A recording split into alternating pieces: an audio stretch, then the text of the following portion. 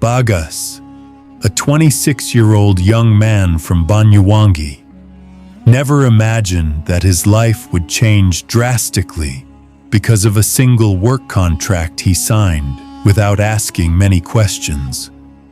Since graduating from high school, he had been doing odd jobs to support his mother and two younger sisters. His father died in a fishing boat accident 3 years ago, leaving the family drowning in debt and despair. When a broker offered him a job as a migrant worker in Taiwan, Bagas looked up at the evening sky from the porch of their rundown house, then turned to his mother, who was doing laundry. "Mom, if I go to Taiwan, we can pay off all our debts and maybe even renovate the house." His mother stared at him for a long time. There were tears at the corners of the middle-aged woman's eyes. "You're really going to leave your mother?" Bagas held her hand. "You have to trust me. It's only for 2 years. I promise." 2 weeks later, Bagas landed in Taipei with a worn-out backpack and a single page of a work contract. But it wasn't at a factory nor a restaurant. The local agent took him to a luxurious house in the mountains outside of Taipei, surrounded by vast gardens and guarded by private security. That was where he first met the woman who would change his life, Madame Lianhua. Lianhua was a 45-year-old widow. A car accident 7 months ago had left her paralyzed from the waist down.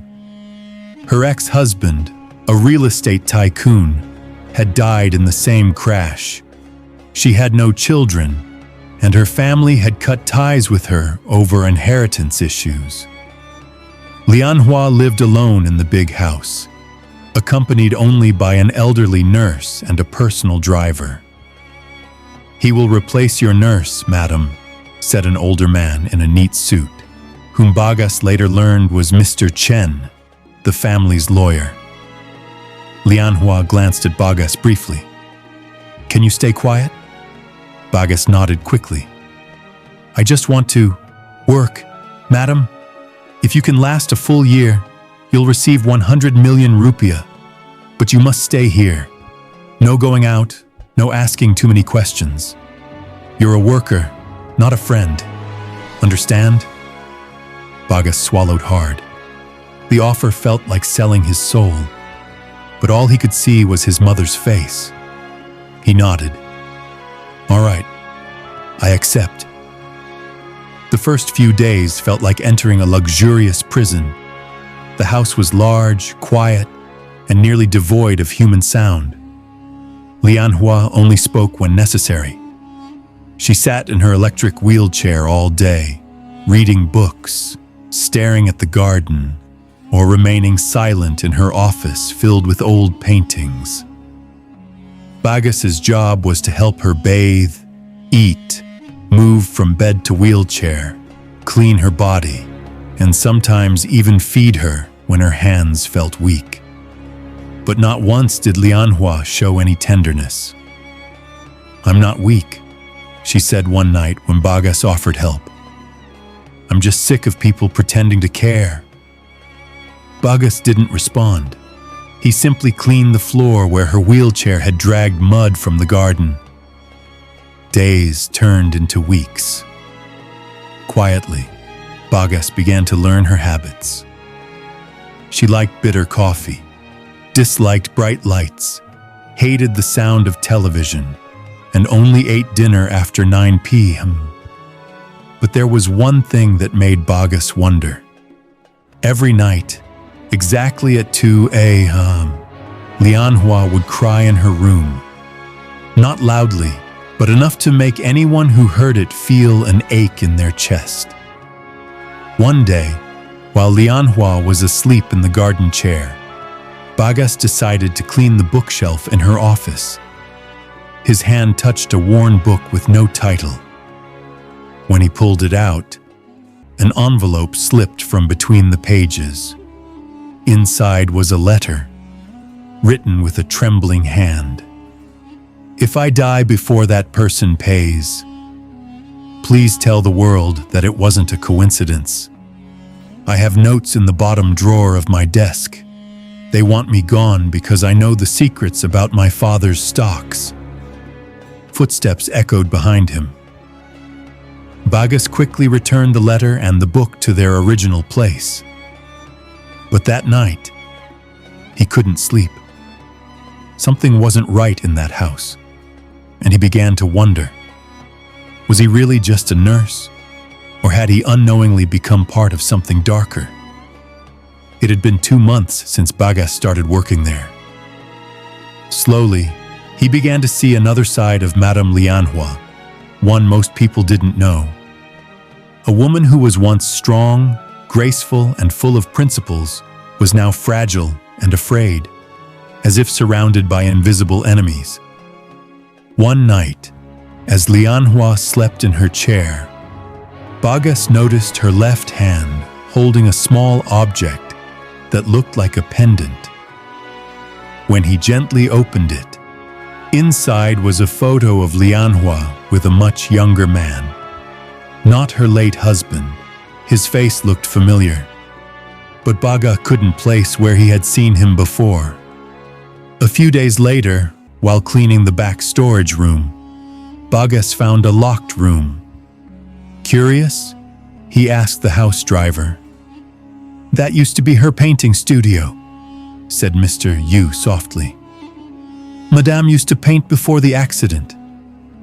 Bagas nodded, but he caught something in Mr. Yu's tone. Fear.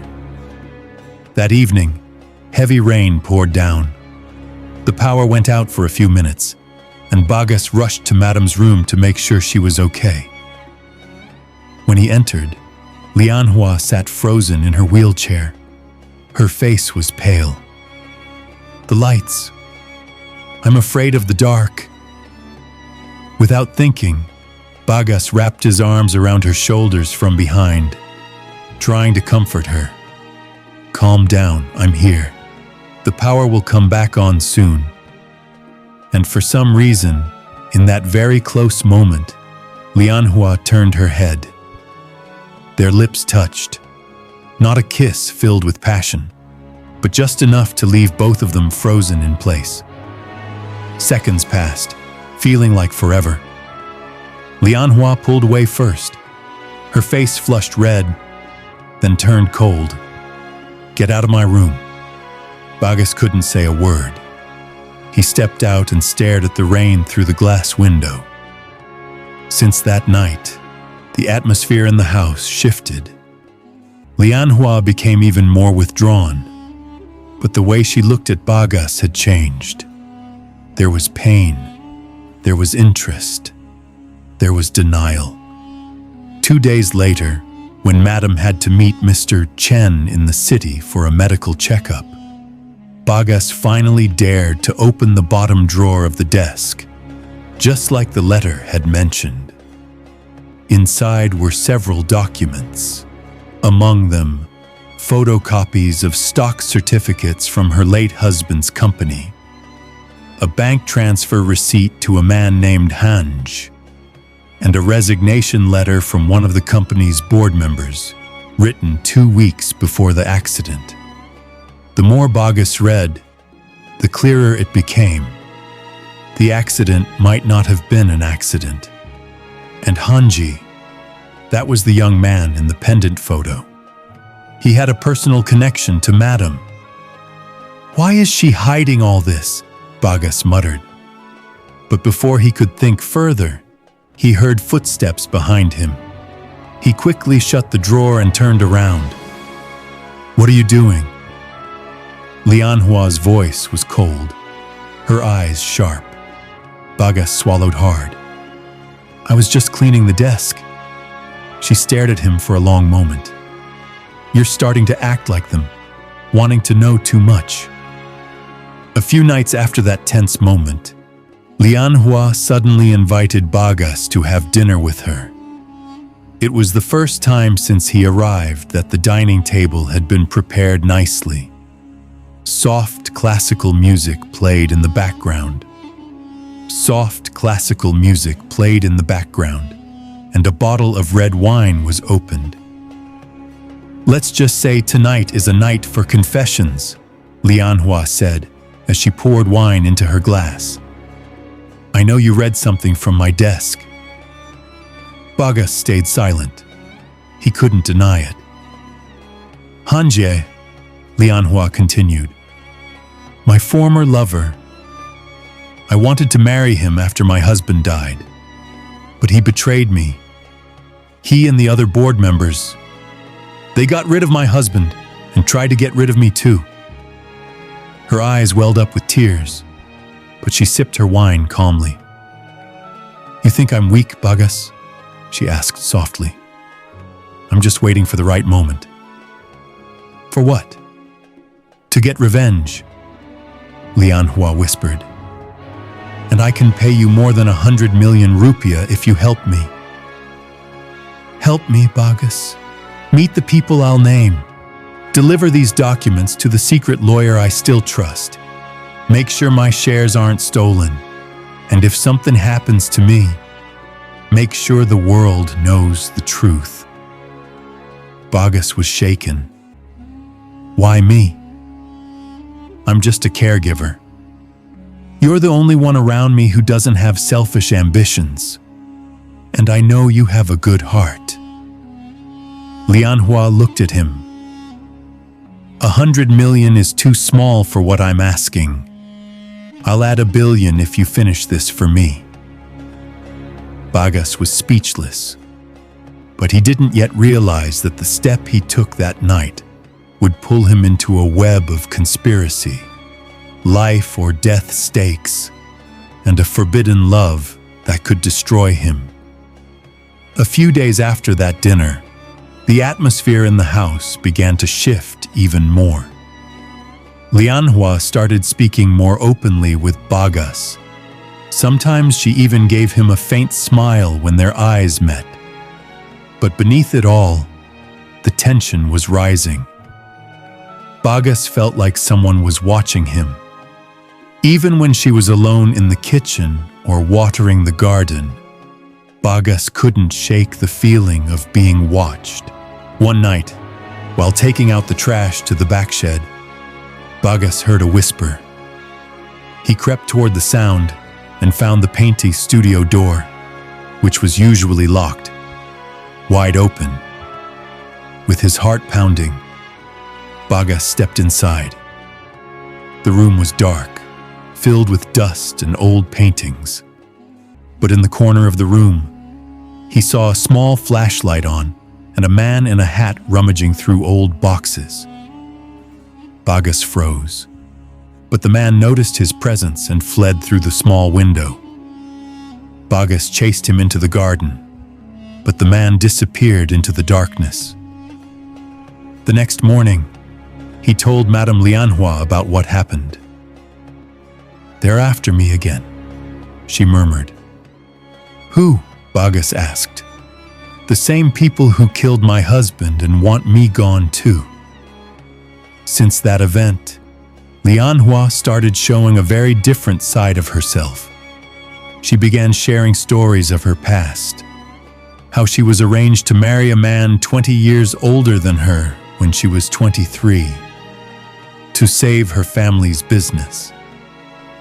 "My marriage was never about love," she said one night on the balcony.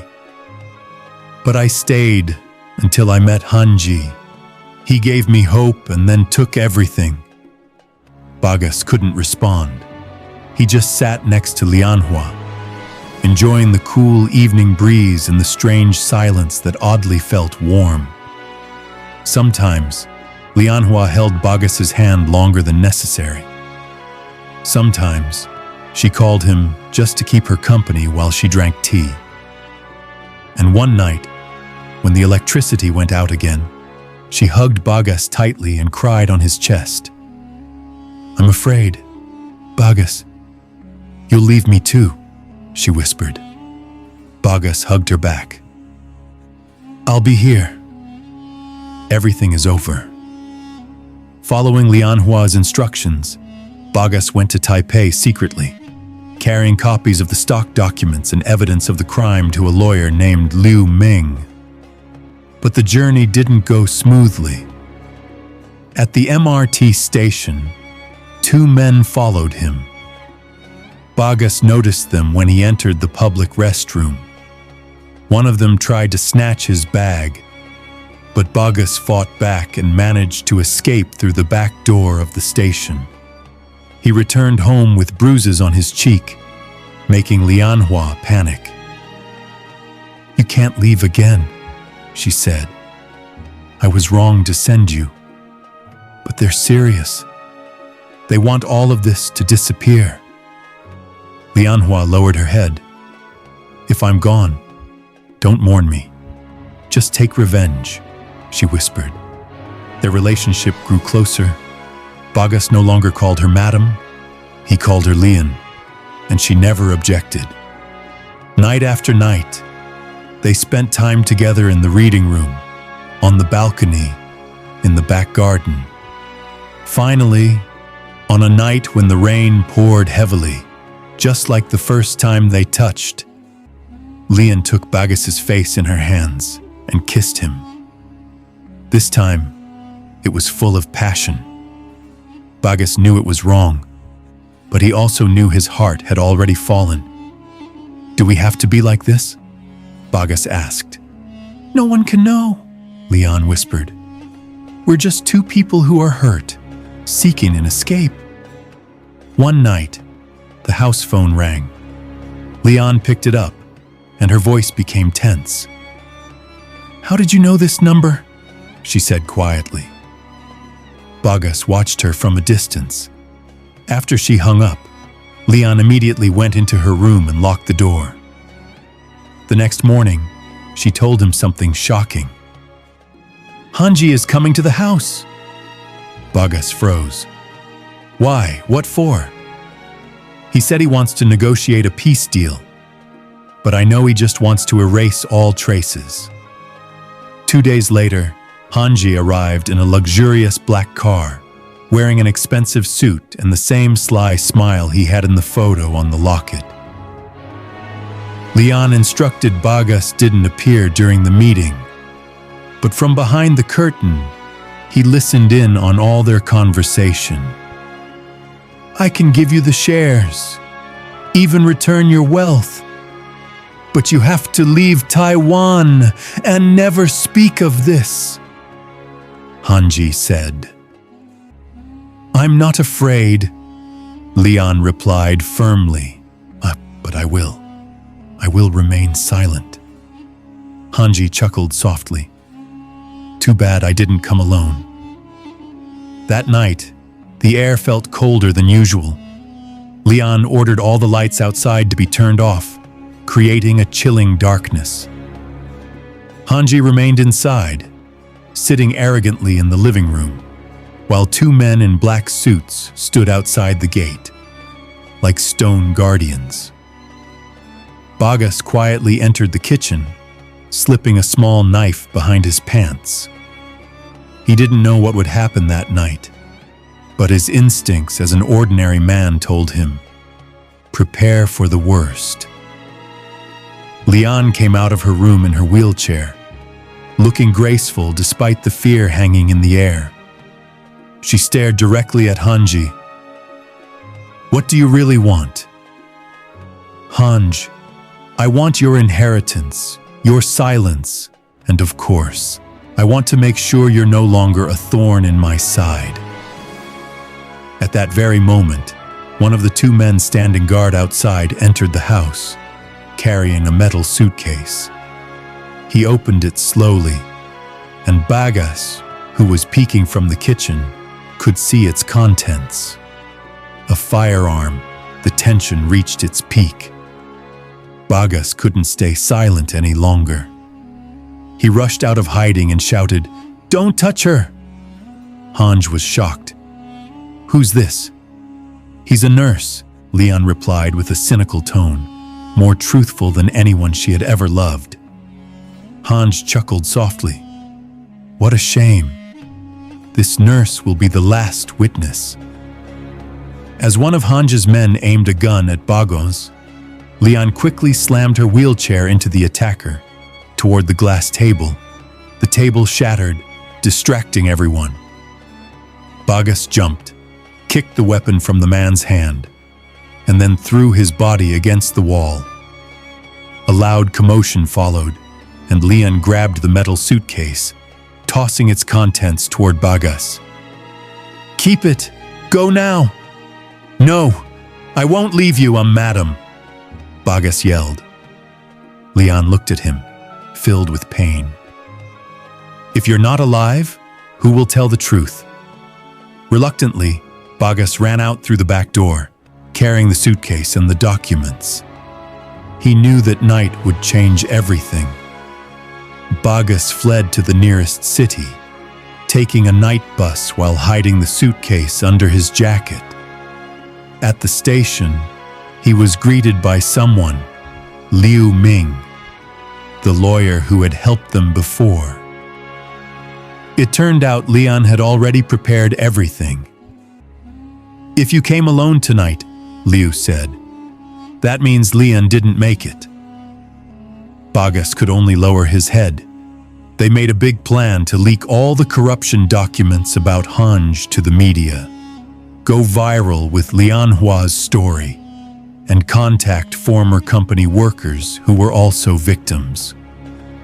It all started with one small step: reopening the case of the accident that had always been considered accidental. Within 2 weeks, the news about the conspiracy behind Lian Hua's husband's death, stock embezzlement, and a planned death spread widely in Taiwanese media. Hanja's name was mentioned, and the pressure from the public mounted. Interpol intervened. Hanj fled to Macau but was eventually captured. Bagos returned to the house. It was quiet, silent, and cold. In Leon's room, only a small pendant and a letter remained. "Bagos, I knew you'd come back. Thank you for not leaving. Thank you for loving a broken woman like me and making me feel alive again." He cried. "Your life is still long. Use that money to build a new life and keep this story alive. Stay alive, Lian Hua." Bagos returned to Indonesia with a suitcase full of money and a head full of memories. He didn't become rich because of the money. He built a free clinic in his village, gave jobs to former migrant workers, and lived simply. But every night, when the rain fell and the wind howled, he closed his eyes and thought of a woman in Taiwan with sad eyes and a soft voice who once said, "If I'm gone, don't mourn for me. Just avenge me." And Bagos knew he had kept that promise. And so, this story ends.